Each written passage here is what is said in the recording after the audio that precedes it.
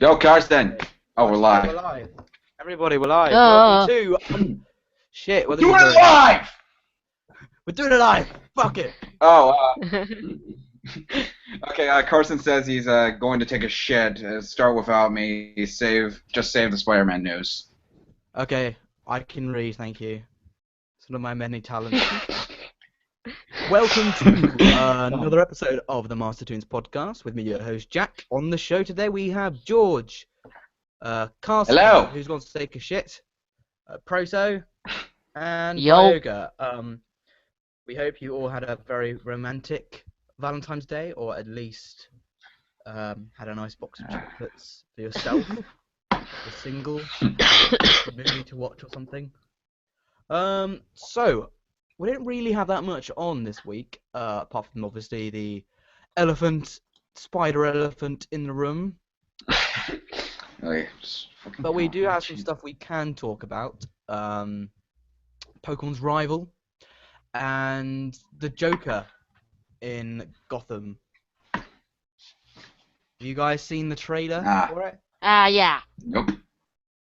Yep.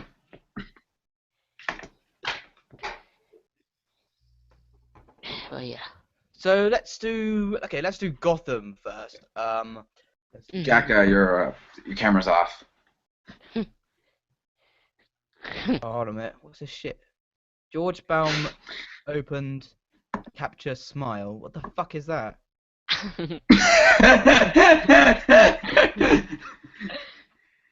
Oh, whoops! I think I'm accidentally opened something, or I forget. Anyway, give me a second. I'll try to find a trailer. Here. Sorry, my internet's been really slow. Bear with us, ladies and gentlemen. Yeah.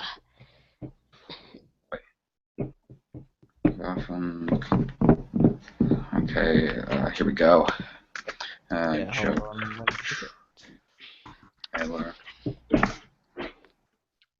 Okay. So I'll just introduce this section while I load shit. My computer's being slow. I'm very sorry. So Gotham, the TV series based on Batman. Obviously. Yeah, starring Commissioner Gordon, who's not actually a commissioner at the moment.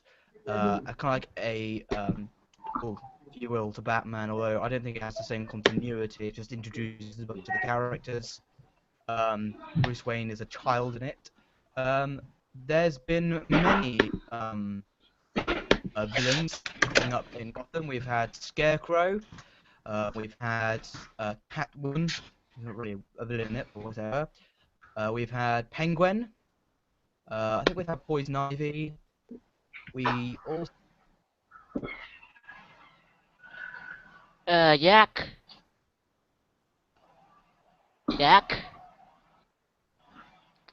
And we have a couple more real villains. But this week they announced that the Joker will be joining the cast. So, to anyone that has seen the trailer, what your thoughts?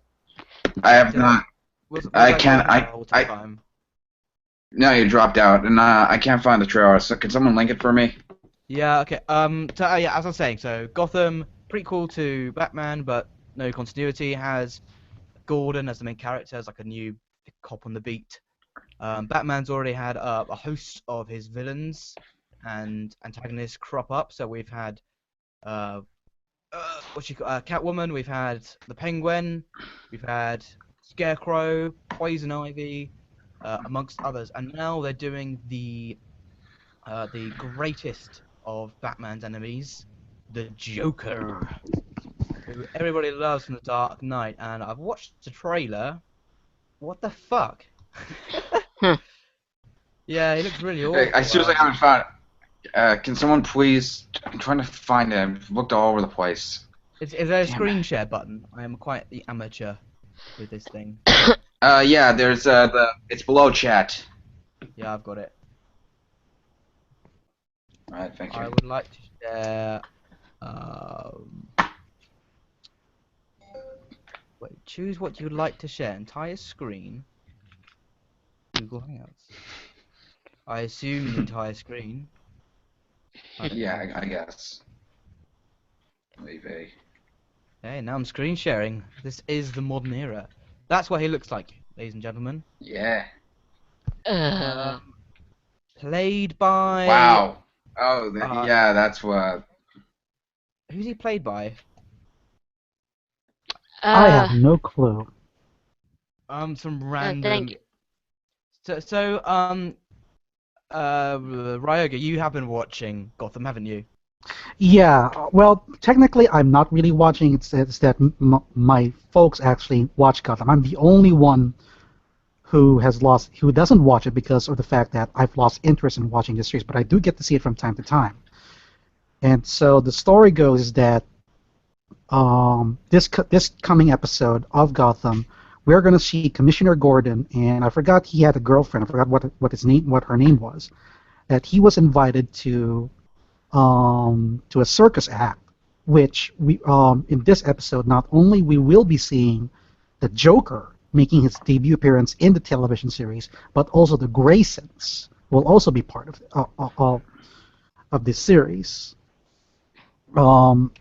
So at the very least, the Joker's appearance here has debunked the old theory that um, Coswald Plot, played by Lord Taylor, I forgot what his name is, who plays the Penguin, is actually the Joker himself. But now we get to see that we have a legitimate Joker coming in this episode.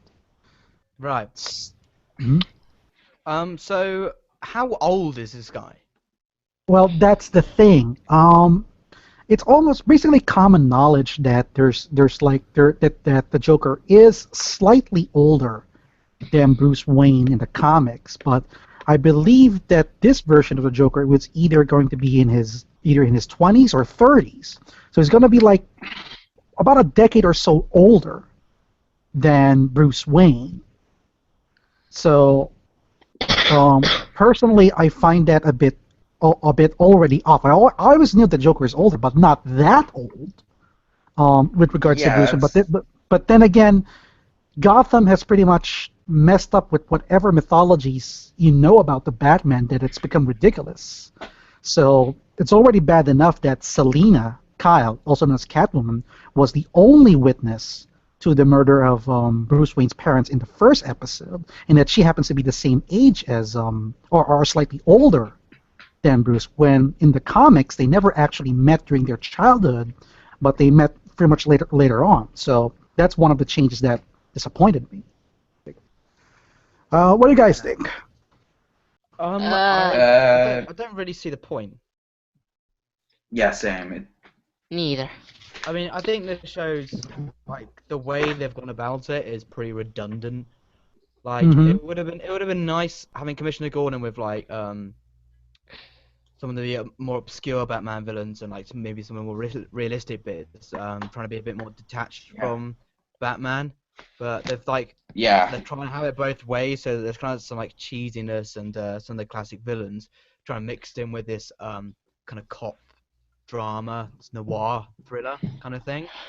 Right. And the Joker in this looks fucking horrible. But I will say looks can be deceiving. I mean, if you just watch the trailer for The Dark Knight, I mean, especially I remember when it came out.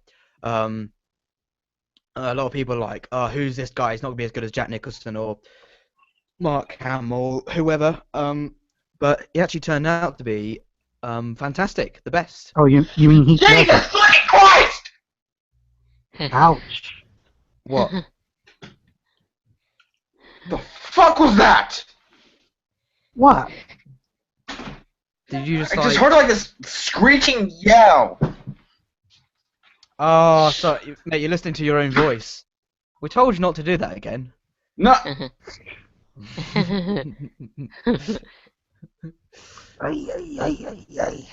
Burn! But Anyhow, what I was saying, yeah. What you mean, Jack, was Heath Ledger, the last person who actually played the Joker in The Dark Knight Returns. He was considered, well, Yeah, go on. The Dark Knight. Yeah, I thought I got cut off. As I was saying, he played the Joker in The Dark Knight Returns, and not only was many considered him as the best adaptation of the Joker, but he even won a Academy Award for playing the Joker pretty much right after his passing. So he did it really, Yeah. really well. And um, after that, the other person that managed to play the Joker was, I believe it was Brent Spiner in the Young Justice series, and a lot of people hated that variation because he's nothing like the original Joker. I didn't And think it was too bad. I think people over exaggerated with him. right, so now this is basically the latest incarnation. We don't know what's going to happen, but you're right about one thing is that um, the the show pretty much is relying on having all of these characters pop up for no reason than to be there just to just to be an attention grabber.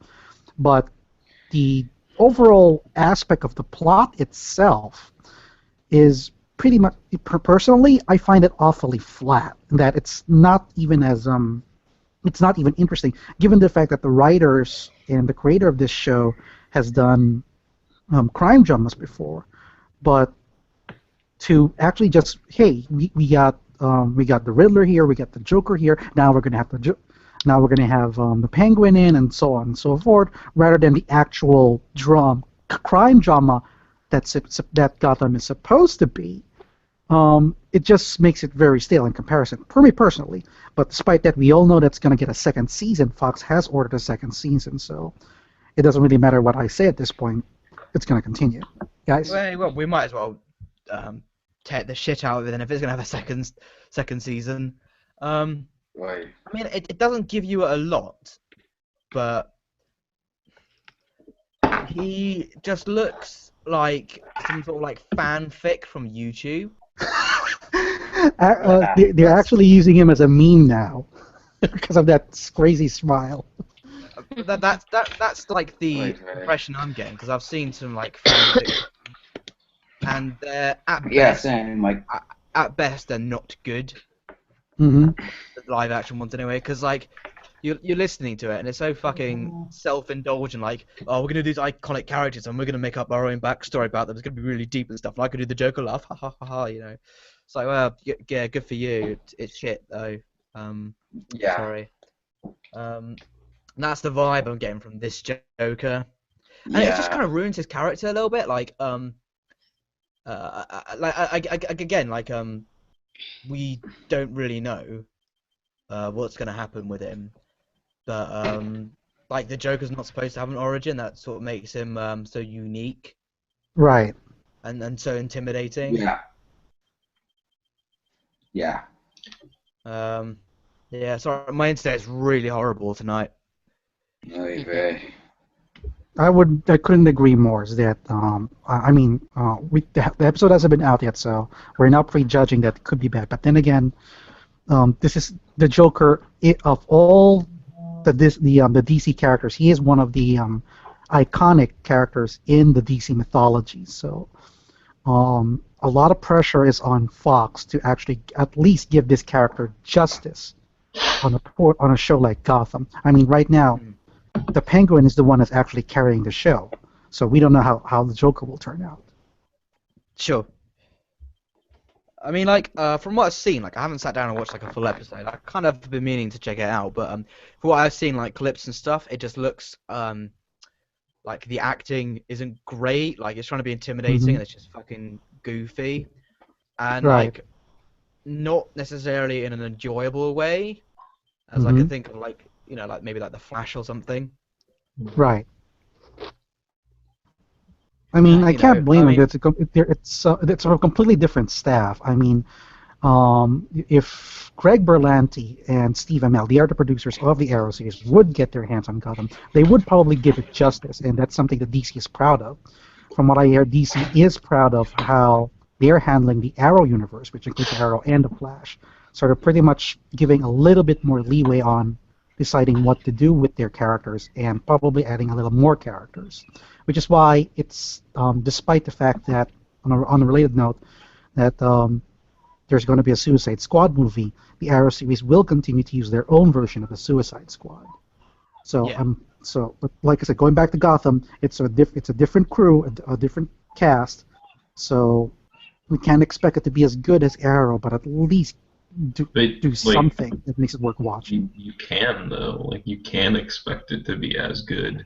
There's no reason it shouldn't be. Yeah, that's what I mean. I mean, it's kind of like I mean, it's a little bit harsh, but I guess it's kind of like the dumb.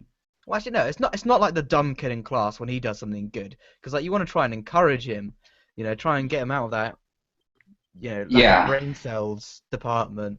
But this is like a full-fledged TV show where like, I mean, yes, it's TV network, so it's pretty hard for it to be like as good as film. Yeah. You have a lot of money. You have a lot of talents that you can get. You've got the material and the responsibility to make something good. I mean, not every show can be like Breaking Bad or Game of Thrones, whatever. But you work with you got. I think the biggest problem with all this like DC stuff is that there's just too many cards on the table. Because you've got like Constantine and Gotham, you got the new Supergirl kind of TV series coming out, you got the Flash and Arrow, and you got the cartoons and stuff, and like there's no cohesion to it, which Right. so like you kind of got all these different tones, and some do it better than others, but it's such a mishmash. While like kind of Marvel, obviously has their shit together. Like I think most of Marvel TV shows are at least like related to the main continuity. Even Avengers Assemble kind of like rides on the coattails of the films. I Right. mean, that show is shit, but that's just what I mean by The like universe of that show is shit. Don't sugarcoat it. it's just shit in general. Like I slated it last week. Yeah. Yeah. If you want to see these characters interact with each other, watch the fucking films. If you want to see a cartoon group of superheroes working together, watch Justice League or Young Justice. Hmm. But that's why I think like it's turning into a bit of a mess because it's like these networks doing these different shows, Gotham, Flash, Constantine. They're looking at like what each other's doing and like trying to be Right. different, but at the same time try and keep. Oh my God. They lose It's like, basic structure. it's kind and of They're not, like they're not working together, so right. It's kind of like I don't know. There's the here's a funny thing. More recently, Gail Simone. She's actually the writer for the Batgirl comics, which we discussed about 3 episodes ago. She actually made a theory with regard to these shows. That here's her theory, and I quote: Marvel fans tend to overlook their flaws. DC fans tend to overlook their successes. Winky wink. End quote. I think that's sort of true. Mhm. It's mainly because I think the Marvel stuff's just more enjoyable rather than necessarily good. I mean, Right. I'm not trying to piss on Marvel, but Guardians of the Galaxy is a really fun film, but I still think it's severely overrated, and it annoys me when people think it's the best Marvel film that's come out. It's far like, from well, far like, from have you that. seen Captain America 2? To me, that's I have. the Yeah. yeah that's the best that has come out of Marvel of late. I couldn't But yeah, I agree mean, I more. think anything that's like fun, you kind of forgive it more. Like Or Guardians of the I Galaxy, don't know. loads of It could be. It could. cliches. It's also in part the fact that that Guardians of the Galaxy does have a Disney touch into it, and you know how Disney works. Anything that has a Disney label in it, people will flock to it, no matter how good or bad it is. So I could say that. Wow. Let's say if Guardians of the Galaxy were to be released by I don't know a different studio that's not Disney, it probably wouldn't be as big as it is now. If it not, Well, I don't that think it's is so right now. much that it's part of Disney. I think it's that it is part of Marvel, and they have a good track record, and people know that they make quality movies, as opposed to DC that has a horrible track record. They have, Yes. the Green Lantern movie. They have the Schumacher Batmans. They have whatever. It's like people don't like their movies, so they don't go see it unless it's Batman. Yeah, Right. and there's no like again there's no like cohesiveness to like continuity or anything. So like with the Marvel films, like they put in like mini Easter eggs so fans can go on Tumblr and be like, oh, I saw that person's hat in the back of the Hulk's garage, and that's related to another film. But like just like DC just doesn't really. I mean, DC like Man of Steel did have Easter eggs, but they weren't. They were Yeah. subtle. They weren't pertaining to like anything in the same universe. Like they had the LexCorp logo somewhere, and I think Wayne Corp on like a satellite or some shit like that. Yeah. But, like Yeah. it doesn't make you as excited because it's not really from anything. You just know it's like Superman related. It's not like, oh, that's from the previous film, so that means this and this is gonna match up, and you get excited, you know. Yeah. So again, like Gotham doesn't have that. Gotham's by itself, and because it wants you to take it seriously. You can't forgive it as much, especially with the like the silliness, you know. I mean, Arrow's done it as well, you know, like Count Vertigo. Like I enjoyed his performance, but it was just like so out of place with the rest of Arrow. Yeah. I don't know if you've seen it, but like just saying, like it's just. Yeah. It was weird. It was weird for sure. But I think Arrow has the same thing that Marvel has, and like all the crossover stuff, and like how they are building their universe, and I don't know. It obviously works. I think it's because what am I saying? That Steve Amell does actually want to have more shows to be added to the Arrow universe. Besides Flash, they are planning to have the Atom have its own series, and if they have it their way, they would love to have Supergirl and Constantine be part of it. But he understands that he can only do so much. But nonetheless, if they DC could do that, they could rule TV. I reckon. Oh, they would definitely rule TV if they were able to pull that off, because they're so good at it, and DC actually loves what they're doing. Mhm. Just a side note. The Atom TV series, like, how do you think that's going to work? Because obviously, like, he shrinks down, right? And Right. You can't really film like on location because it's gonna look really strange if he's in a forest and he's like, Right. I'm on a microscopic level. It's like, well, you're not. You're in a forest. Right. Well, maybe the subatomic level looks like a forest. Could be. It's possible. It's not possible. No, it's not. I mean, I'm Have actually. you been to the subatomic forest thing, whatever the hell? I rest my case. I mean- It's impossible. Oh, really? Look Have you like- been there?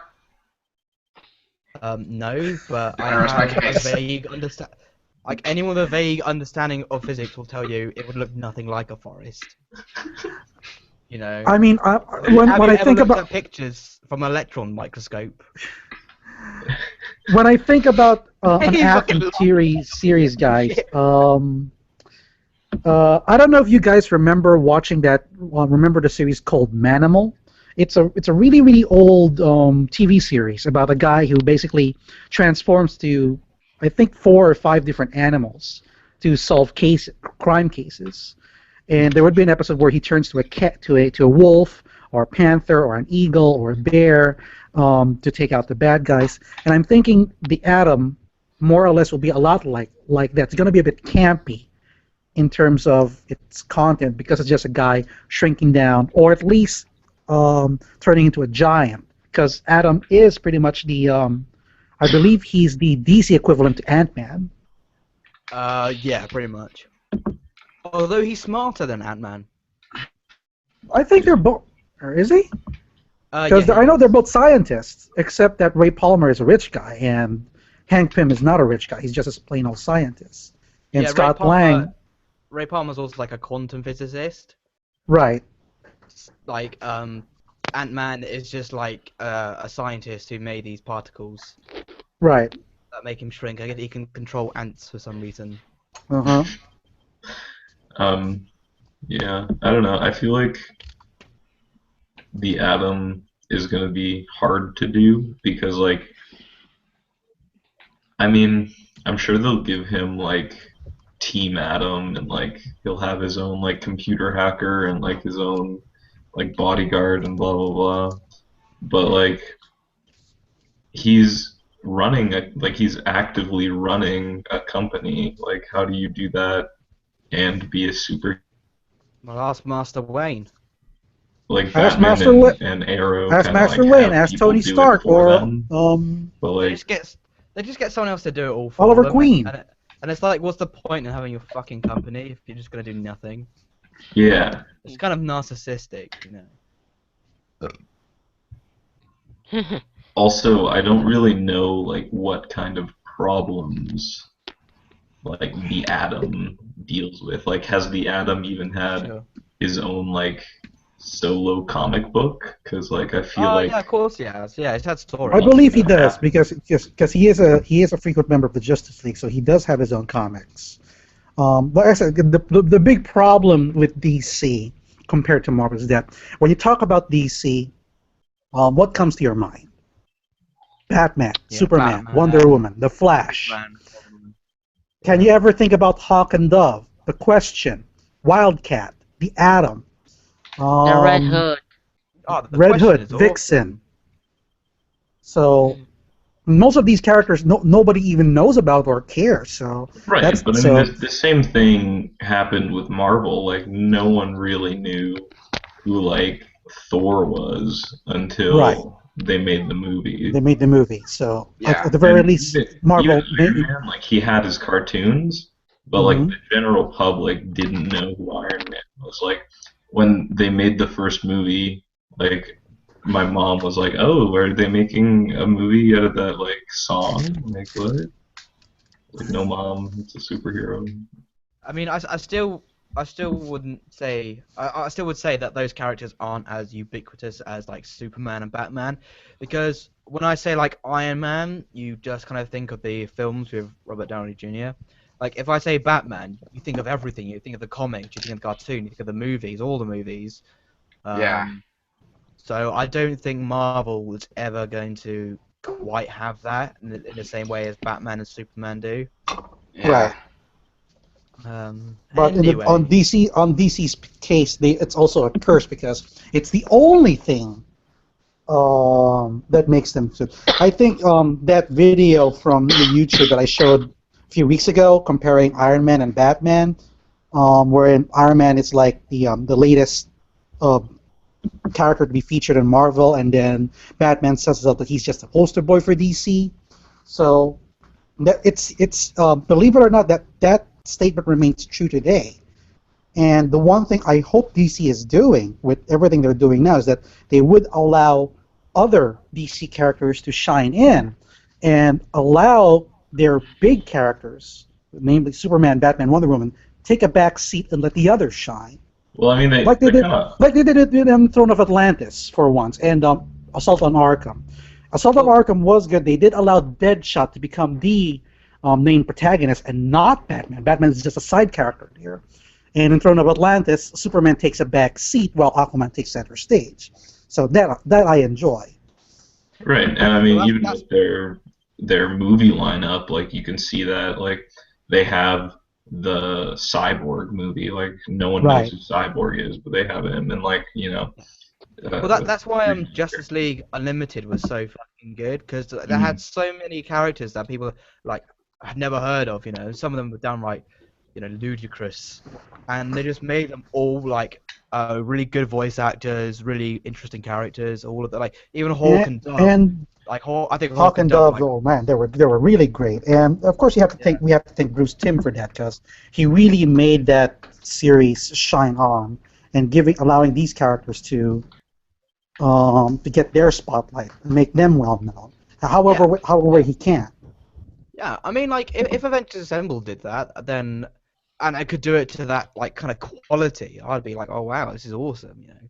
Mm-hmm. That would go a long way to helping, you know, Marvel become as ubiquitous as DC, but Right.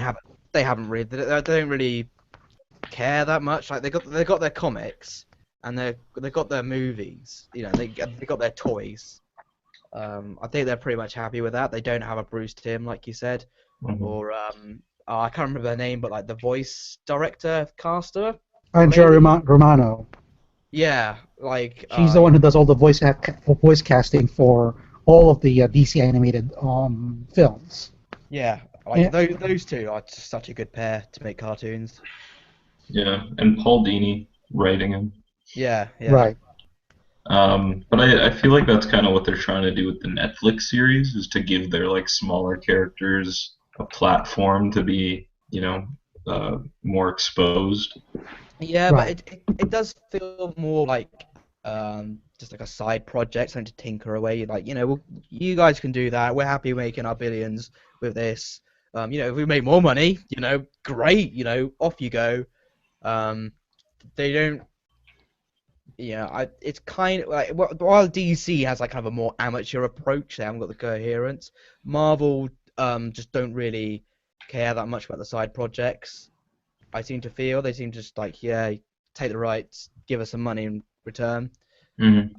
Two different distinct attitudes. Are we done talking about this topic? Yes. Right. Yeah. All right. So, next topic, we're going to be talking about something that will take Pokemon's crown as the RPG to play, or whatever. So, right. So, Pokemon's biggest threat, Yokai Watch, is one step closer to America. So, Yokai Watch is the role-playing game series developed by Level 5, who, if you don't know, made the Professor Layton games, which I hear are very good. It's aimed at kids, but we're going to play them, let's be honest. Apparently it's a monstrous success overseas, I think probably Asia, like Japan. The 3DS games have already sold 6.5 million copies over the past 2 years, and the franchise has spawned toys, manga, anime, the works, just to get the money in. And that's only in Japan, it seems to be. But it's set to go global thanks to a partnership with Hasbro, which will introduce an innovative toy line based on the series next year. They're also working with Dents to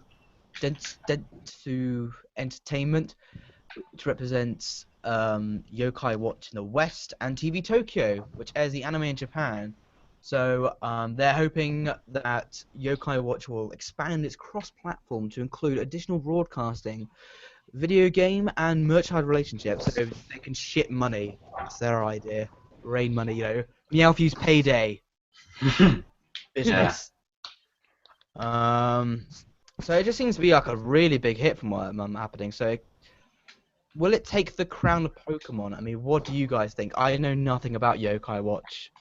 Neither. Probably our resident anime nerd, Roga, could expand. Okay. The concept of Yokai Watch is that there's this young boy who basically discovers a ghost, or called a yokai in Japanese folklore, who basically frees from prison and sorts.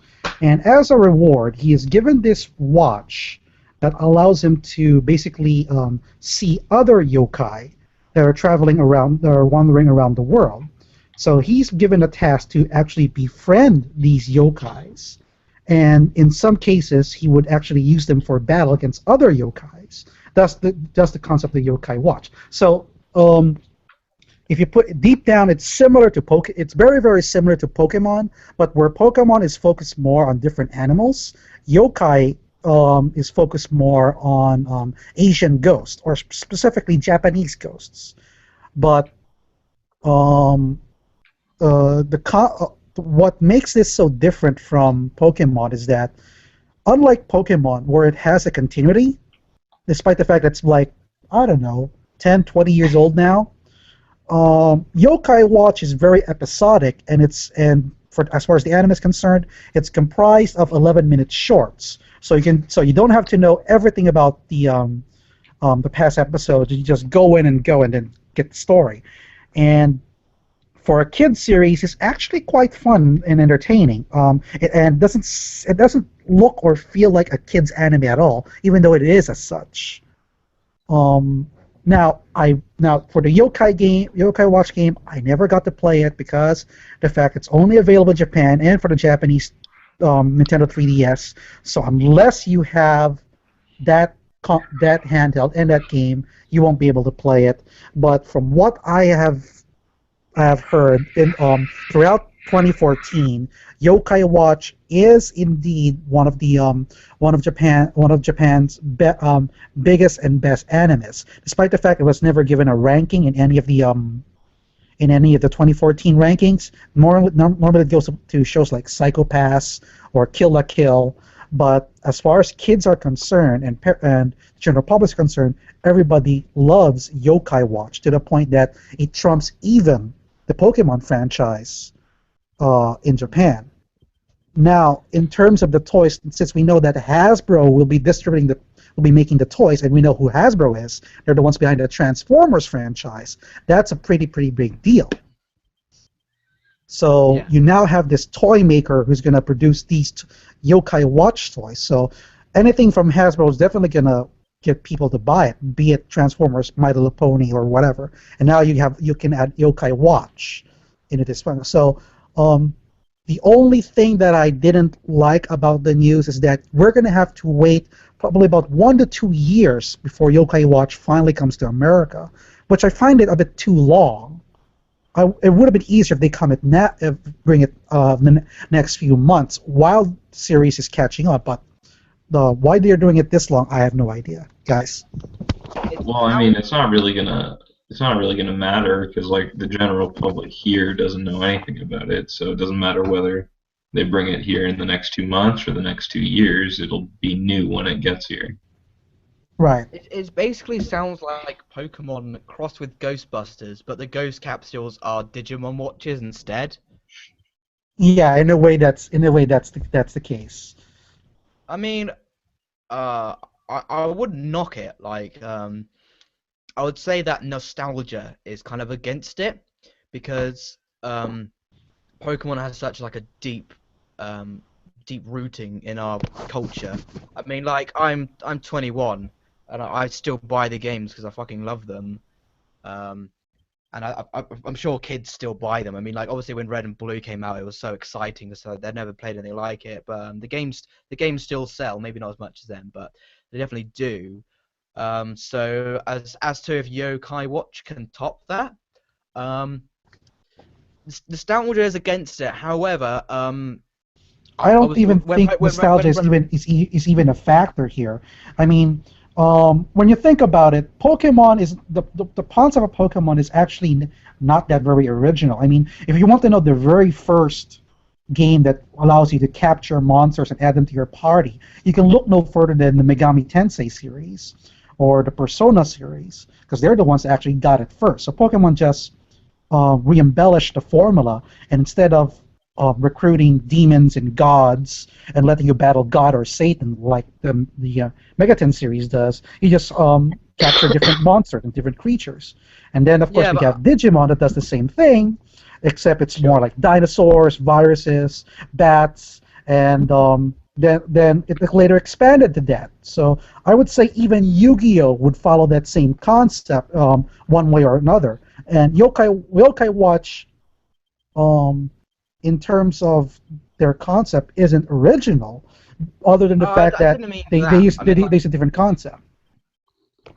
I mean, like I was about to say that Yokai Watch, like obviously could capture the hearts and minds of the young generation, you know, and then that could become the new Pokemon through that. If they've never played a game like that, you know, I can imagine maybe if it's really that good, people like talking about it at the playground and stuff.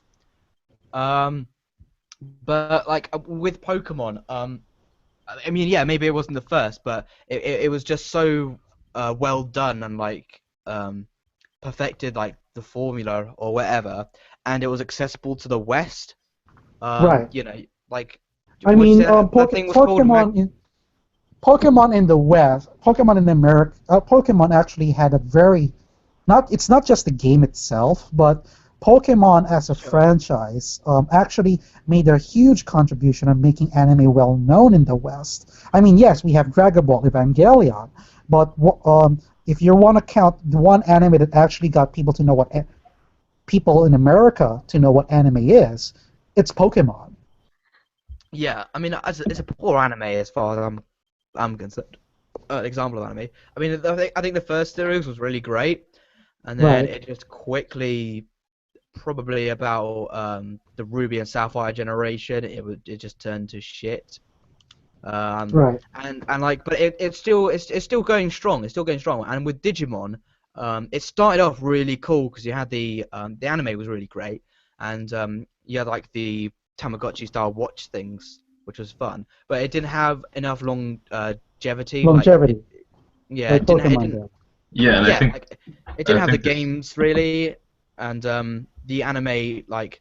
Although the follow-up was kind of good, I mean they tried to change it and it didn't fucking work, so they ditched the Golden Shield evolution, whatever. They got rid of that, and then after that it was nothing but tripe.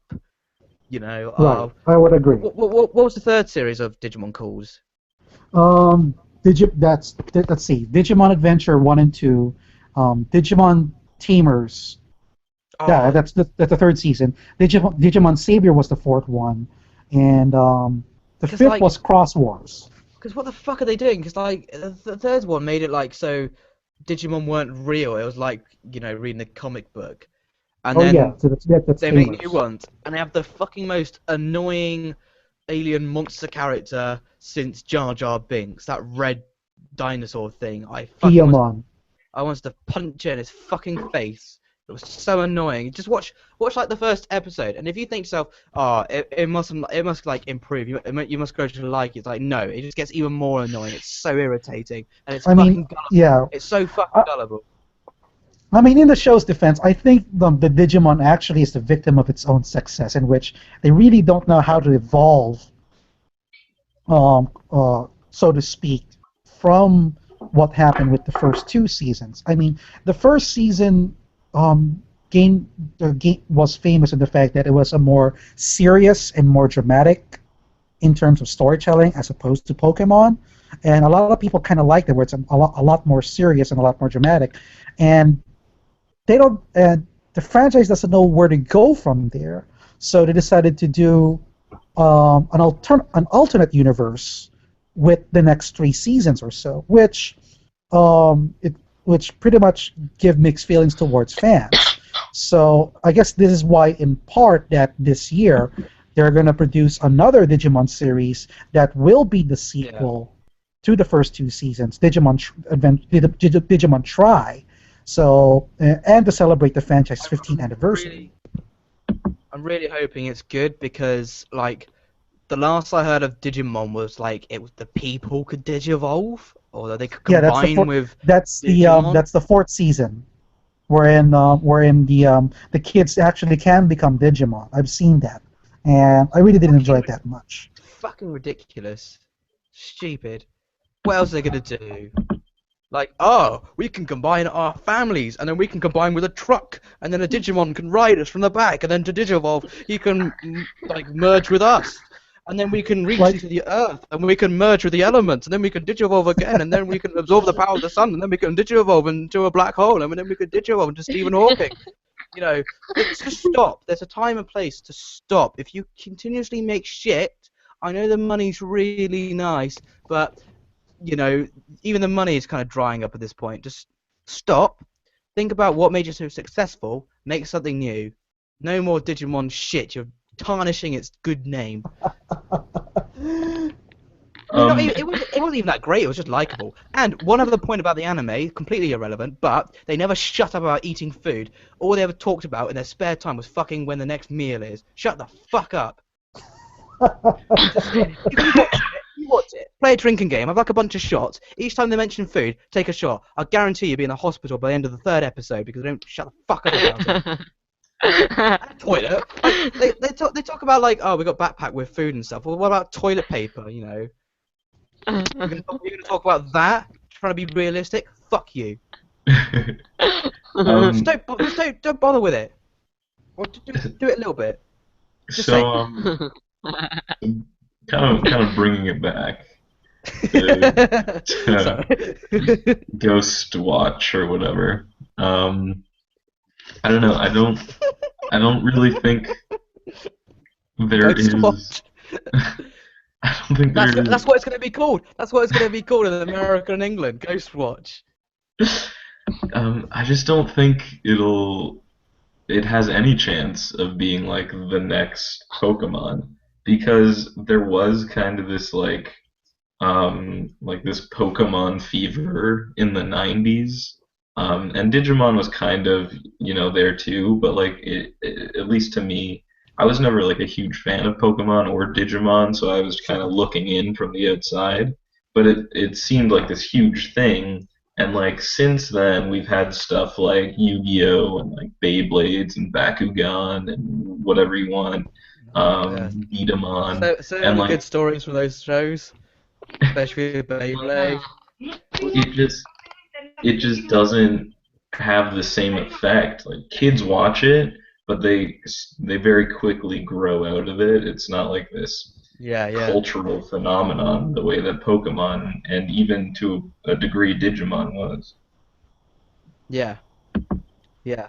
Um, I think also like Pokemon has done a very good job. I mean, at least with the games. I mean, the anime is dog shit now. Um, Incredibly patronizing. For fuck's sake, I tried watching the first few episodes of X and Y, and I wanted to bash my head like this until my brain started pouring out of my eyes like tears. Um, but the games like have done a really great job of making improvements to the game, as in like the gameplay and aesthetics, but Right. still retaining like what's originally great about them. I think that's what's made its longevity, stand. It keeps I making you mean, excited as well. Like every time I see news about a new Pokemon game, I get really pumped up. It's like, oh, that looks cool. That's cool. And I don't really have the same.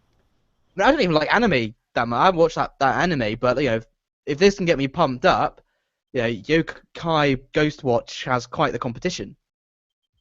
Yeah, right. Mhm. and I I mean mean, the like prob- I mean, the biggest challenge Yokai has with regards to defeating Pokemon is that it's not because of the concept, but because of the fact of the culture Pokemon has created since its inception. There is this Pokemon culture that cultivated in both Japan and the West. Now, as we all know, Japan has a different take when it comes to things like this, and it's one of the reasons how Yokai Watch was able to overthrow Pokemon.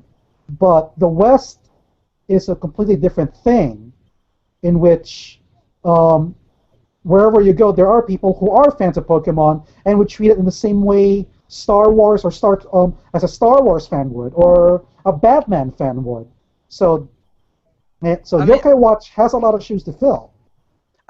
it's not just the West. I mean, I know it's saying it's sent to America, which is basically its way in, but like like I read like the championships of Pokemon, like the winners and the finalists and stuff, and it's not just like America, England, Japan. It's everything. South Korea, fucking Italy, Exactly. Brazil, Mexico, France. Exactly. I wouldn't be surprised if like there's in some little mud hut in like Africa, there's a little child, with like half a bottle of water, a little bit of a chocolate bar, but he's got like a DS that he saved up and he's playing Pokemon non-stop. I that's how like widespread it is, and That's how, so I would agree. That's how big on a global scale Pokemon is. yeah, And that's something Yokai Watch has a challenge to if it's to become. he agrees. So I think yeah, I I think mean okay, go ahead, Cos, mate. I was just gonna say like Pikachu is like a cultural icon. Like my Fucking mom massive, knows yeah, who Pikachu is, right? Like yeah. and Even if they and get the like name wrong, they're like, oh, it's that Peekaboo thing. It's like, yeah, yeah, but like they know what it is, and they're like, oh, it's like that Poke thing or whatever. And like every time they see something remotely similar to Pokemon, they're like, oh, it's the same thing, right? So yeah, like yeah, you kind of have to work against that to kind of overthrow it. And I mean, it doesn't have to overthrow it to be good, you know what I'm saying? Like it can be a good thing on its own. It doesn't have yeah. to reach that kind of like phenomenon. Yeah, I think to wrap this segment up, I think we all seem to be in agreement that it has potential, but to say it's Pokemon's biggest threat, that it could take Pokemon's crown, is just hyperbole Hmm. to its success. Um, you know, Yeah. but one final thing I'll just leave on is like a lot of people, including me, most of my friends, and even people I vaguely know, buy the new DS purely to play Pokemon. It's a Pokemon machine. You guys don't I'd play get. Smash Brothers? Yeah. Oh, I bought that as well. It's like, oh, okay, get this, but like, hang on, I will show you it to you. 1 second, keep Oh, I talking. completely forgot.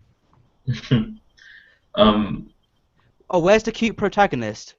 Like the little ghost protagonist. It doesn't really have that.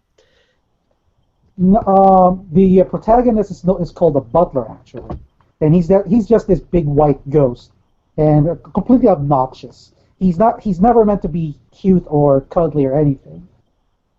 So he's just there to be pretty much an ass. well, I mean, I guess Pikachu was kind of an ass in the beginning. Yeah, I would say so. Yeah. Um, I don't know. I just feel like there's no like it doesn't pose a threat to Pokemon in any way, but it definitely, if it's good enough, it can definitely kind of reach that like Pokemon Digimon level if it is that good. And it could be like like the Pokemon for the new generation kind of thing.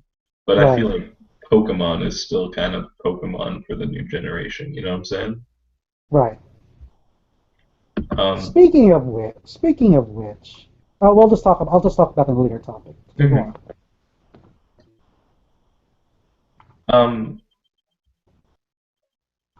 I was just wondering, does this Ghost Watch thing have like a card game like involved? Like, is it a whole franchise like Pokemon, or is I it mean, just kind like, of like, from what I know right now, aside from DS games, there are toys, but I don't know about the cards thing. Like I said, it just came out just last year, mm, so who knows? We might be seeing more franchises. But I do know that one big news is that in Japan, when McDonald's became the official sponsor of Yokai Watch and decided to present the toys as Happy Meals, mm, um, all of their stores in Japan have been packed with people just to buy those Happy Meals.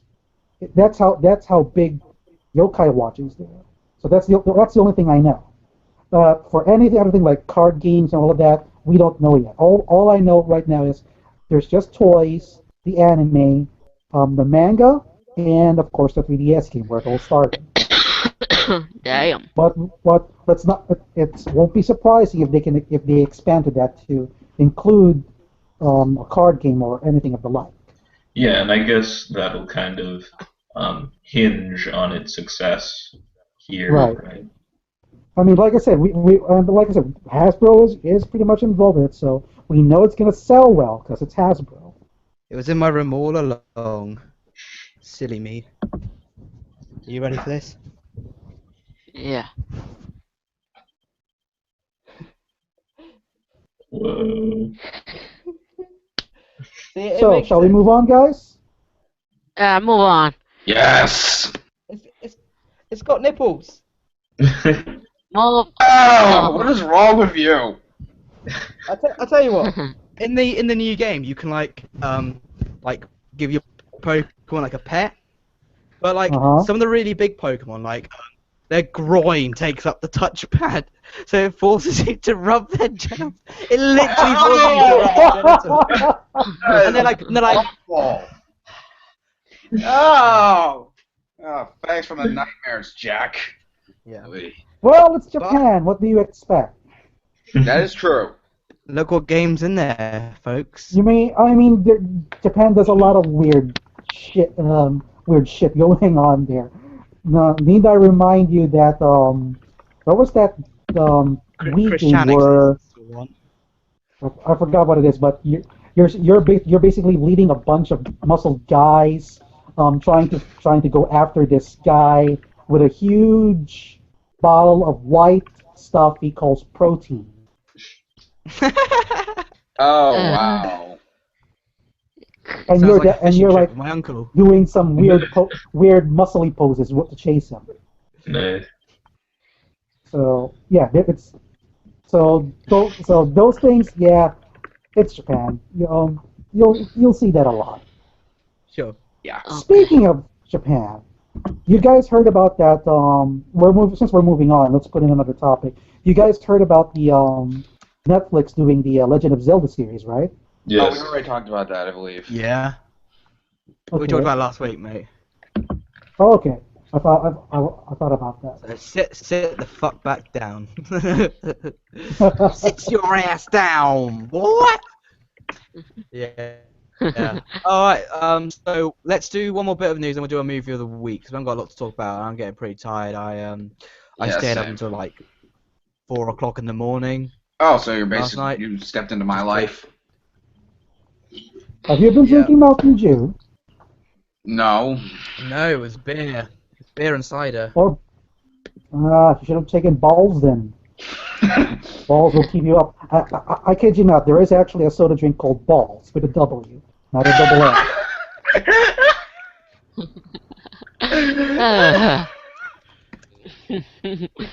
Well, I I mean, mean, seriously, there's an energy seriously, drink called pussy, so anything goes. You know what I mean?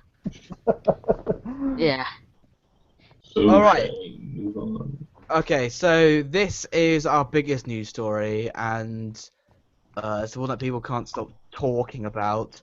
So, Spider-Man has been in talks, been tousled around, like the person in the middle of a spit roast. Sony here, Marvel at the front, and they've come to an arrangement where it's pretty strange. I hope you guys can like kind of elaborate on it. But what it seems to be is that they will kind of share the character. So Mhm. Spider-Man will be appearing in like Avengers. Yay! 2017. He might Yes! even be appearing in the Civil War. But I think Yay! that'll probably be a cameo at the most, because I mean, in the actual Civil War Okay. comics, Spider-Man's quite tied to the comic. But Right. but Sony still have the rights to. I'll let Ryoga explain. He'll do a better Okay, job so than I here's can. the thing.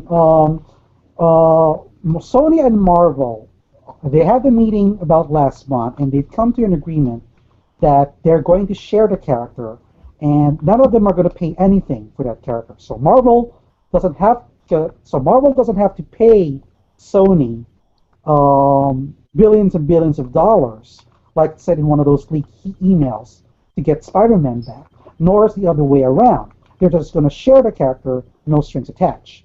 What this means is that Spider-Man will appear in the Marvel Cinematic Universe, and the plan is to have him come out and to have Spider-Man come out in a Marvel movie first and foremost, then followed by a solo movie created by Sony in 2017.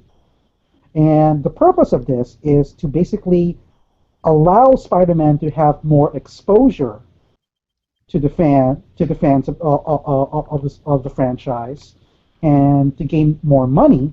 And let's say if Spider-Man does appear in Civil War, and Civil War gets more money than the expectations, like a milestone. So let's say it'll be almost as big as The Dark Knight Returns. Because The Dark Knight Returns did earn a lot of money, topped only by Titanic. So if able to reach that milestone, then they'll probably re-talk again and see how they split the money. So that's the thing. In addition, Kevin Feige, the president of Marvel Studios, will be working with Sony for their Spider-Man film, and everything from this point forward is going to be another reboot of the Spider-Man franchise, pretty much cutting off everything that happened with Amazing Spider-Man, because it was such a terrible movie, and it was such a flop that Sony had to scramble. I didn't think Amazing Spider-Man 2 was that bad. I think people give it too much of a hard time. Same. I mean, it's not yeah. like Same. it's not up to par with like the original Sam Raimi movies and like Spider-Man 2, but still, like I have seen much fucking worse than that. Like one guy considered that movie the worst, 2014, and even then he put on like awful movies like A Long Way Down, Under the Skin, and The Other Woman on the list. And really, George, not just one. I'm talking about three. That guy is the best critic of that movie compared to Movie Bob. Trust me, oh fuck that fucking guy. seriously, I fucking despise that prick. Yeah, I thought the character in Amazing Spider-Man 2 was done really, really well. It just the story was kind of destroyed by Sony's own like lust for greed. Right. Lust Yeah, So, I mean, that's the thing. And I think Aviarat idiocy to not Exact- willing to let go of the past. Yeah, Which seriously. is I mean, why Proto, you're going to be happy with this news is that Avi Arad will not be involved in the reboot. He Thank is completely fucking Christ on Broadway! He is completely off the Sing table. hallelujah and make your fathers and thanks! Sam Raimi is Yeah. also off the table. So for this reboot, Fai is definitely going to help out with the movie, along with Amy Pascal. As you know, Amy Pascal, the president of Sony, stepped down to be head chief. She will now be the one who will co-work with Feige for the Spider-Man reboot for Sony. So that's the trade-off. No Avi Arad, no Sam Raimi, but you have Pascal and Feige working on it. Fucking hell. it's basically God, thank you. It's a fucking mess over one character. Yeah, seriously, like, just... I know, Sony, like, you're greedy fucks, and the only thing you've done right is with what you do with your games.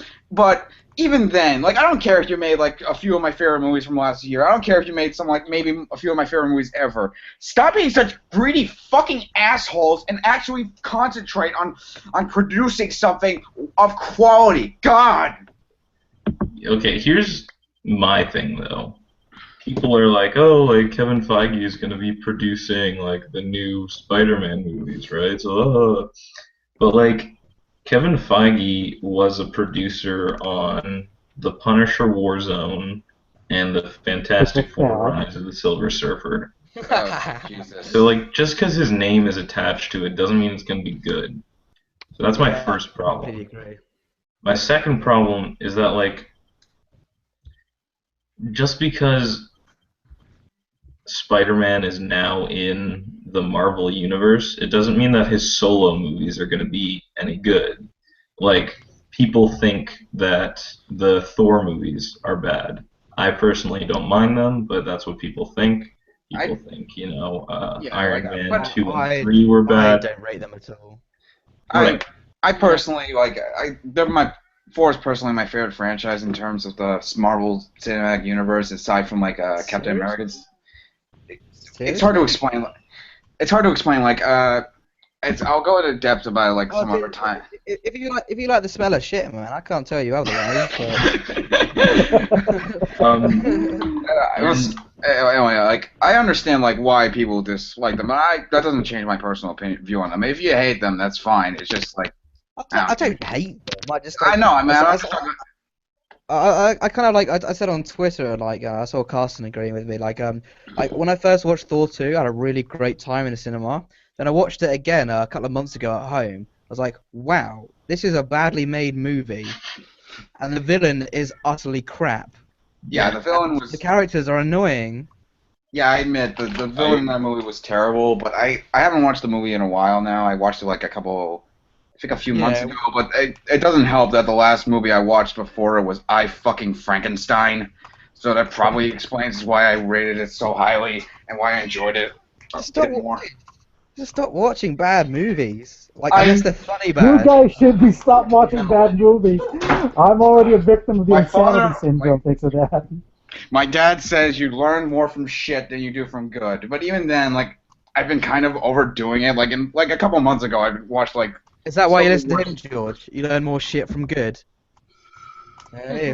Flips it So does around. that mean if I were Flips to it around watch on his fucking head. George, that means if I were to watch Barney 24/7 for 30 days, I would turn out to be good, or would turn out to be boring. Oh yeah. That's not entirely what I mean, but anyway. But even then, like I feel like in the hands of Marvel, like they've produced like a good amount of. They have a good track record, like we've been saying. But it just depends on like who is going to be behind it. Like not necessarily who they're going to be. Here's the thing. The solo Spider-Man movies aren't going to be made by Marvel. They're going to be made by Sony. Made by Sony. Yeah, who only care about money. With Kevin Feige as a producer, whatever that means. Like, people produce things all the time. It's just a title that they slap onto people. Yeah. Now, sometimes they do a lot, like Kevin Feige is very involved in the Marvel movies, but like Christopher Nolan was a producer on Man of Steel, and he was on set like maybe once. It was just like Tim Burton was a producer on Batman Forever. Like it doesn't matter. Yeah. My other thing is like I hope to God that my biggest fear, and I don't think it'll happen, but my biggest fear is that Spider-Man is going to be like the new focus of the Marvel Cinematic Universe, because like it's kind of what happens in the comics. Like Spider-Man's always like, you know, the relatable character that like the audience identifies with, and yeah, that's actually a good point. Like, but even then, like with what. Perfect example would be Civil War, which is what everyone wants him to be in. But then, like, I don't really care about Spider-Man at this point. I want to see where the Avengers go. You know? Yeah, same. Like, I couldn't care less about like what happens to Spider-Man. I really am interested in seeing what happens in Civil War. More importantly, what events in Age of Ultron lead up to Civil War. What events lead up to Infinity War. I want to see what that's going on. I don't give a shit about Spider-Man. I don't care if he's one of my favorite heroes. One of my favorite heroes of all time. I would agree that well. Yeah, I would agree. I mean, here's the thing that I've been watching. I've been seeing all of these comments from these articles from old press on magazines that having Spider-Man in the MCU is a bad idea, in part because he is the everyman, and he is the flagship hero of the Marvel franchise. And because of that status, that he would overshadow all the other characters, and that includes the Avengers.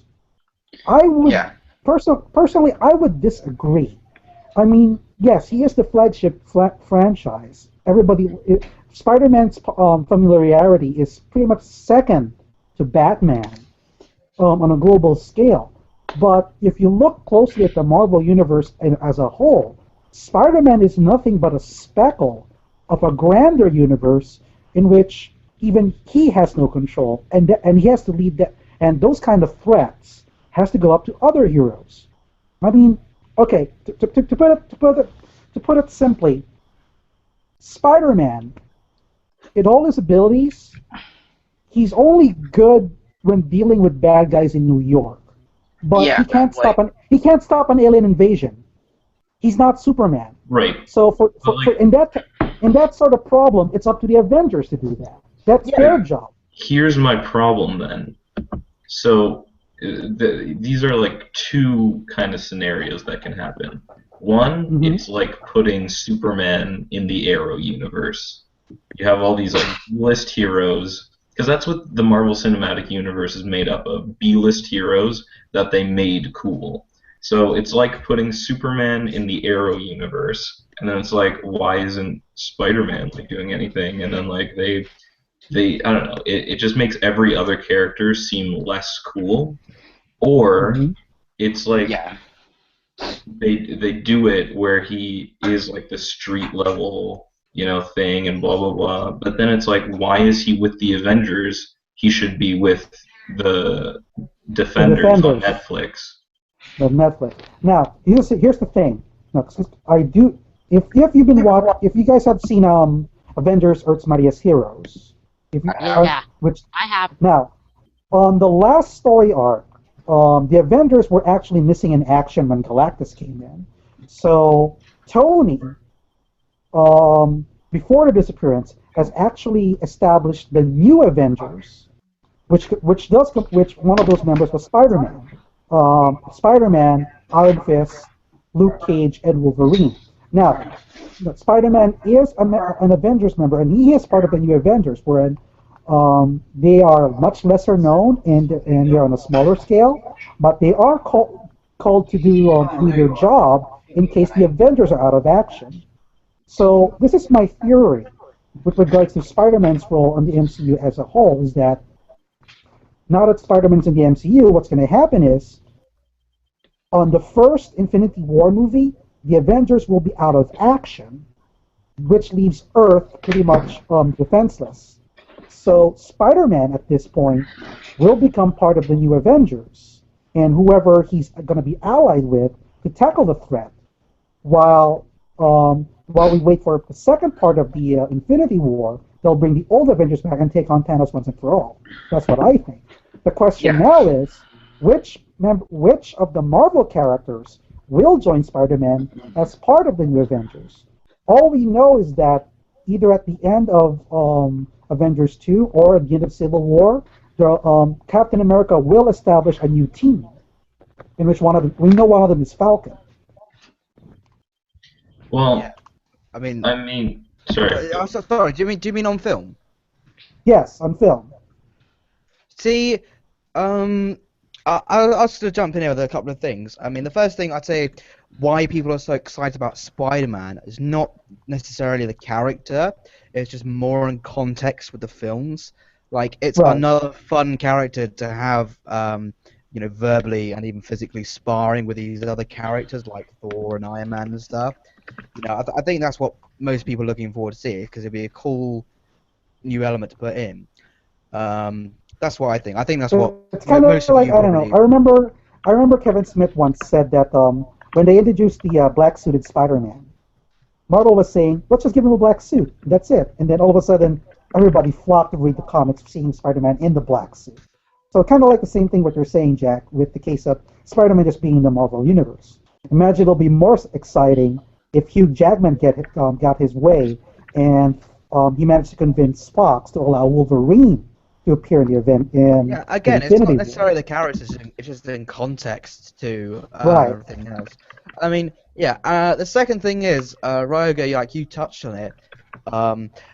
I think if Marvel had its way, Spider-Man would make up the new Avengers, or at least be the new poster boy, because Robert Downey Jr., he's getting on. He's 50.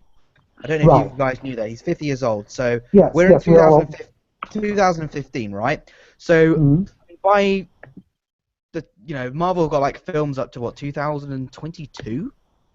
Yeah, 2020. Nearly 10 years. So they can't really maintain the same continuity and try and keep these characters central when Robert Downey Jr. is gonna have like grey hair, getting in the suit, and he can't do stunts,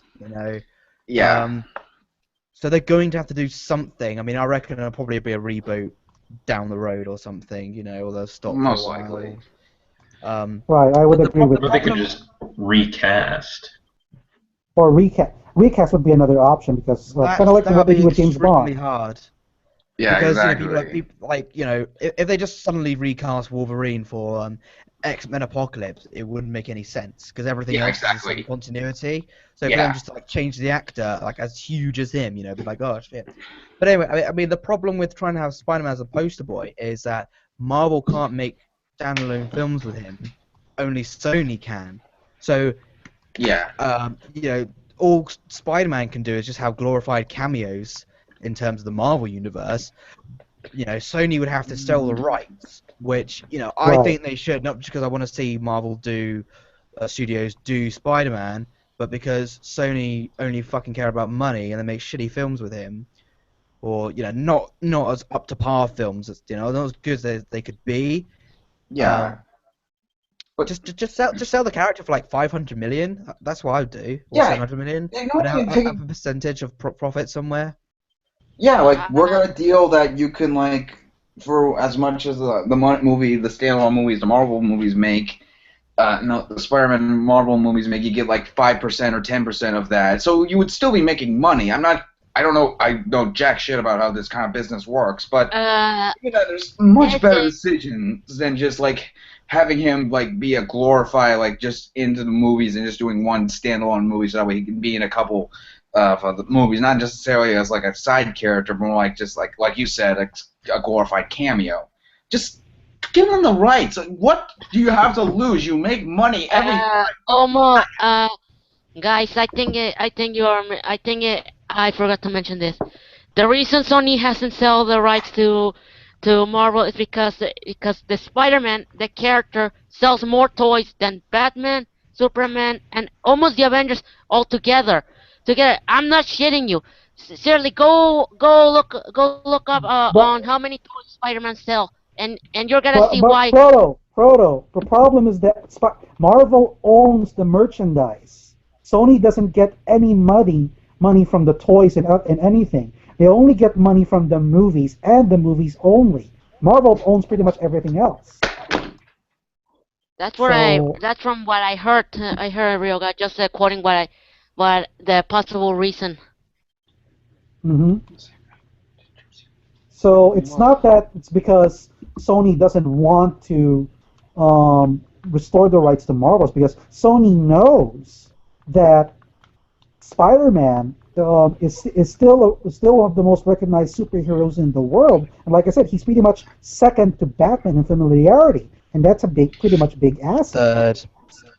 So they simply Yeah. just can't let that go because they can still make money off of it. The only problem is they just don't know how to do it properly. Um, I think another interesting thing is I don't know where this is in negotiations or not, but I heard that there may be some possibility of Marvel, like other Marvel characters, crossing over into the Sony standalone movies. That's So, another yes, that's another one of the deals because as part of the deal, they are looking for opportunities to allow Marvel characters to enter the Sony movies. In part because it will allow Sony to further expand the Spider-Man universe and include other characters that are not part of the Spider-Man continuity but play a major part in the storyline. For example, um, we can say Daredevil, since Daredevil and Spider-Man have been together for a number of issues. There's also Silver Sable, who is a SHIELD agent, and I would like to say the X-Men, because he has played a part of the X-Men, but that's not going to happen. So, any other characters would be the Punisher, Moon Knight, um, let's see, and tons of other characters that Sony can take from Marvel to be part of the Spider-Man stories. I mean, if you think about it, would you rather have Daredevil join in the Spider-Man movie than create an Aunt May movie? right. Yeah, sure. So at least Right. that saves them the trouble of figuring out how to create an expanded universe using strictly Spider-Man characters. But if with Marvel now allowing their characters to go to Sony, Sony can pretty much have a better leeway. Guys? Yeah. I'm just gonna move the conversation along slightly because I think we're kind of covered everything. Right. We talked about.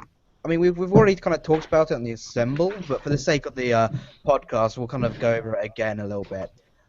So, I mean, my biggest problem with the Spider-Man stuff is that it's going to be a third incarnation of Spider-Man on the silver screen in the past 50 years. You know, I mean, I've never seen a franchise be rebooted so quickly. So I'd like to see something different with it, and I would. I mean, I've already know like the for and against reasons, but I still think it'd be really cool to see Miles Morales as Right. Spider-Man in something because hmm That would be interesting. I It would just be really interesting. I just really enjoy his story. So if you viewers don't know who this is, I mean, like when he was first announced, it caused a bit of a ruckus because it's a black boy being Spider-Man, and Spider-Man's supposed to be He's white. not black. He's half black, half Hispanic. That's who Miles is. And then Mixed color. race. Man, yeah, A mixed race. So. whatever PC friendly word. You know, I'm a white person. This is a fucking minefield for me. You know. Some can Join call a me club. some can call me cracker. You know, that's alright. You know, if I go, oh, that person's black, it's like, oh, you can't say that. Or, you know, if I say coloured, you know, Benedict Cumberbatch. You know, didn't mean anything by it. Whatever, mixed race. Not okay. He's not white. That's the main point. He's not white. You know. Yeah. But I mean, like, his story is fucking great. So like, it's in the Ultimate Universe. So you know, it's its own continuity. So you don't have to worry about the main storyline. He's not trying to replace Peter Parker. And in this one, like, Peter Parker ends up giving his life to stop the Green Goblin, and so Miles is like kind of like watching this, not actually there, I think, but you know, just like through the news. Right. And he also gets bitten by a radioactive spider. So now he has to like fill in these big shoes left by Peter Parker. So it's a really inspirational story because he's also a nice character and he's quite naive and he's quite young, but you know, he finds his own inner strength through his own tenacity and through the legacy of Peter Parker. And I think that's a really fresh story that I'd really like to see done by Marvel or even Sony. I couldn't agree more. But But there is problems with this, as you know, Ryoga. Mm-hmm. I'll let you take it. So I mean, like I said, the problem is the fact that I actually mentioned this before, that it's way too soon if they decide to introduce Miles Morales to the cinematic universe, specifically in Civil War. I mean, to have him, unless, as I mentioned at the Massachusetts Assembled Facebook group, unless they decided that in the Marvel Cinematic Universe, Peter Parker doesn't exist, and Miles becomes the Spider-Man, as in the original Spider-Man. That's perhaps the only way to introduce it. Now, we now know that as far as the Marvel version is concerned, they will use Peter Parker, and that they are looking for a younger actor to play Peter Parker. Either they're going to choose the guy who played in The Maze Runner, or the guy in the movie Fury with Brad Pitt. Yeah, Logan Lerman or Dylan O'Brien. Yeah, so it is. I actually. Continue, Ryoga. So the only thing we're not sure is what will Sony do with their version of Spider-Man. So it's still up in the air if they're going to continue with Peter Parker or make a change in this rebooted Miles Morales. But we know that as far as Marvel's concerned, they will use Peter Parker.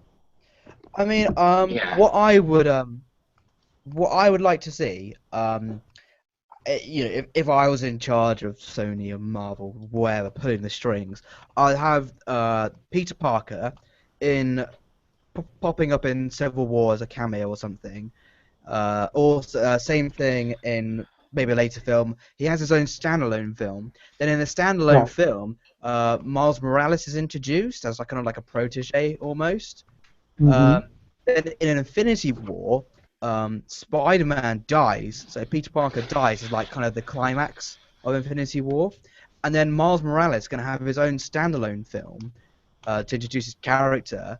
Hopefully get a really good film like that, and then he could become like the next lead because he's supposed to be really young anyway. You know, he's supposed to be like right. Basically, he's in his teens. Right. So. I mean, like that. The way I see it, like if it played out like that, you'd have the best of both worlds because fans could enjoy Peter Parker in the Marvel movies doing his stuff. Sony can have Peter Parker with his own movie making money, and then you have this fresh new take for the new decade. Mm-hmm. And like he kind of looks like a Sony. Do you know what I mean? Like you look at him wearing black and the red, and it's kind of Sony imagery going on. So like he could become, you know, Sony's flagship character. Yeah. Okay. So So here's an idea. What if the Sony movies became the ultimate universe of the Marvel Cinematic Universe? Oh, so That Infinity no, War like establishes a new continuity. that I can ride on. I mean, despite the That fact would be that awesome. That's the genius. Avenger That's the fucking Avengers genius. storyline is already loosely based on the Ultimate Universe as is, except maybe Captain America. Hmm. We, but yeah, we can say that we can Sony's universe, Sony solo Spider-Man film will be set in yet another universe. Then that gives all the more reason for Sony Spider-Man to introduce Miles Morales. Oh, I That's still think fucking brilliant. I still think yeah, you've nailed it, Carson. Because like even though it's not like the ultimate universe, or like they could have that tagline anyway. Hmm. Just the idea like, at the end of the Infinity War, like it was so devastating to the timeline or something. There's completely new continuity. Okay, wait though. So here's All right. what if. So you have the new Peter Parker in Mm-hmm. whatever movie they want to introduce him in, right? And then Right. in the next,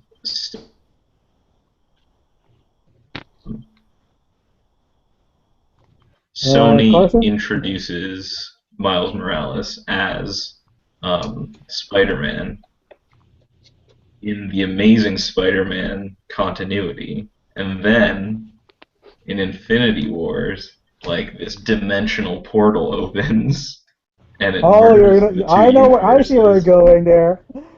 You I'll, mean you want to do the Spider-Man arc, wherein you have the Spider-Man?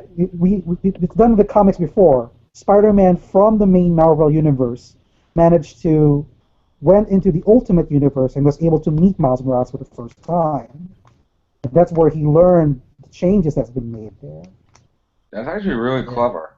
So that's pretty clever. If that means they're going to do the Spider-Man arc, and a lot of people actually enjoy that arc because it allowed the two Spider-Men to work to meet up and how they would react to, especially how Peter would react, knowing that in Miles' universe his counterpart was dead, but his version of Gwen Stacy is alive. Yeah. um, I really, mean, I don't think they would ever do that, but like just imagine. because they're Because it's stupid. smart. Yeah. Like Sony, like just want money, I and they're mean, very stupid. when I think about it, remember we are being introduced to the Scarlet Witch in Avengers 2, and for those who don't know what Scarlet Witch is, one of her abilities is that she does have the power to alternate reality as she sees fit. So in a way, if she wants to, she can be a goddess, and she has I done that thought her powers in were random. Like sometimes she um, fucks things up. that's how the House of M storyline was made, in which I believe she was able to. I forgot what she did in House of M, but she pretty much altered everything in the Marvel universe at that time. So she had, so it's possible if Marvel wants to, they would exploit the Scarlet Witch's abilities to alter reality, so that will allow the two Spider-Men to actually meet up. It's a stretch, but it's also a possibility. Well, yeah, I mean, like, I guess this is like the difference between being fans and like being the filmmakers, because you know, to quote Ultron, there are no strings on me. You know, Yeah. Right. we don't have to. I mean, I don't just. I think our ideas here are all pretty fucking good if we do say so ourselves. On the Oh master, yes. we are the master tunes, after all, so we should know these things, you know. Um, Yeah. but like we don't have to worry. Like when we make these like assumptions and stuff, we don't have to worry about money. And like these are all these like filmmakers have to think about is money. Yeah. Like Mm-hmm. these are their jobs, you know. Like it's not them necessarily doing it for the company, but like someone's above them going like, we need to make money. You need to have this in your film and do this and this, you know. And they're talented because they can make great films with that kind of scope. However, I think Marvel are known for taking, you know, risks.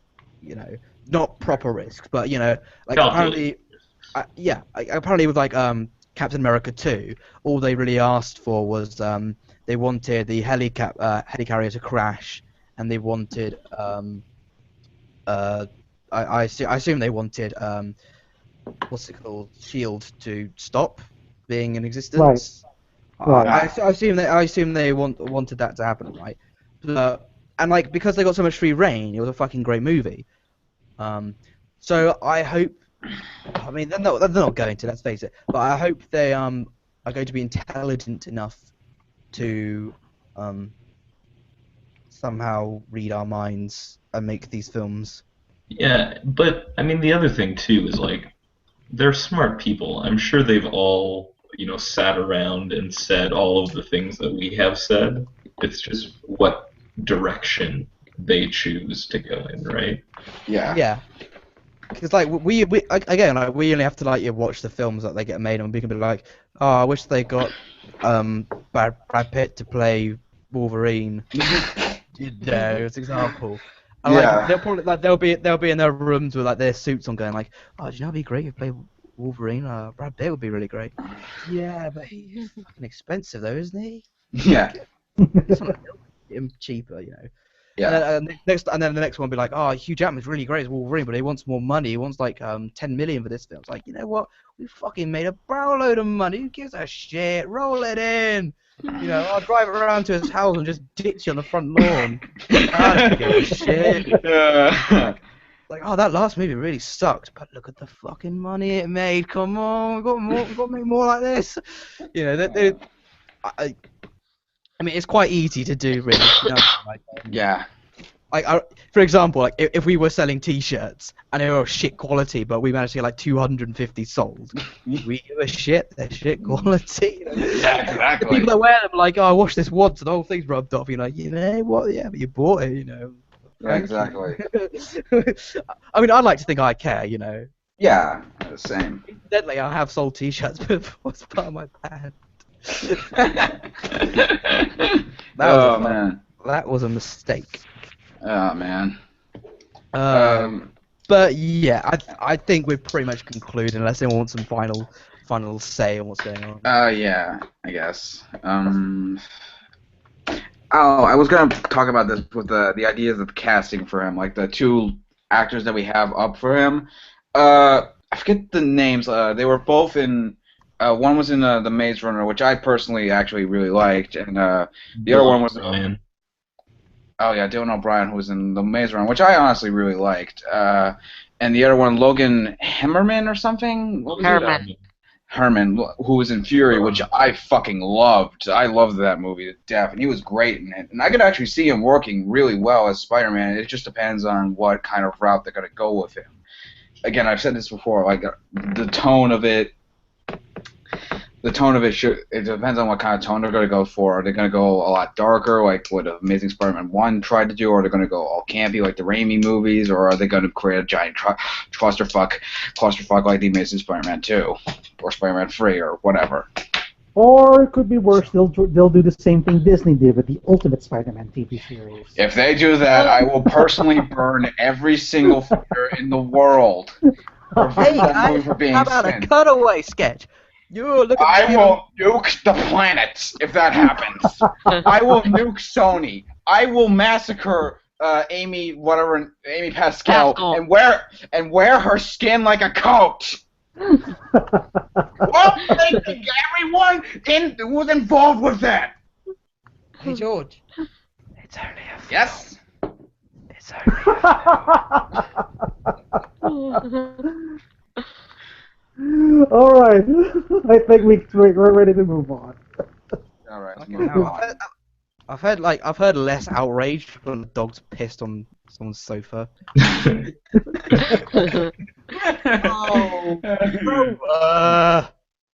Oh boy. Okay, right. Carson, you wanna wrap it up? Yeah. Like it's Christmas. The pun was terrible. Your life is terrible. My life is sad, actually. You had a wife? No, I said no. I wish. He had a wife, but she ran away. Oh God, I wish. I had a wife. She was beautiful.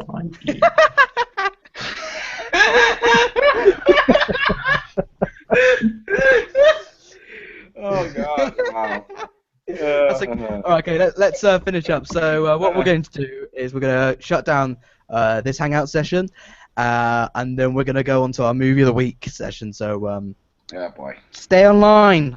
Stay online. Grab yourself a cup of tea, some biscuits, some Parmesan cheese, Some a couple hookers, of orphans to bring it to you, a couple of hookers to wash your balls underneath the desk. Some You know. bubbles, some pile of trash. Send a letter to your mum. Your cats, your dogs, your hamsters, your Pop your velociraptors.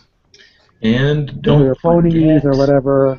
All right. to like, Reactions. favorite, share, subscribe, all that fun Comments. stuff. Please comments. subscribe. Get a tattoo of us badly drawn. Don't do that. Oh, oh man. Don't do that. Like it's going to fucking happen. There's probably some really stupid person watching it. It's like, actually, that sounds like a great idea. No one watches There's this. probably some like crazy guy in jail who's like watching this on like a really shitty laptop or something. It's like, these guys are amazing. Oh, yes. oh my god. I want them on me. I want them in me. Anyhow. I know what the repercussions are. I'll put it next to this one that says mother. Yes. Of course. I'm imagining us having those evil gumball eyes, doing some really evil things. Geesh. Oh wow. Alright, All let's say goodbye. Right, Yeah. we have been the Master Podcast. We'll see you very shortly, unless you're watching this later, in which just click the next button to watch the next video. We're going to be talking about our movie of the week, which is A Drawn Down Nation, so stay tuned. Here you go, Pepper.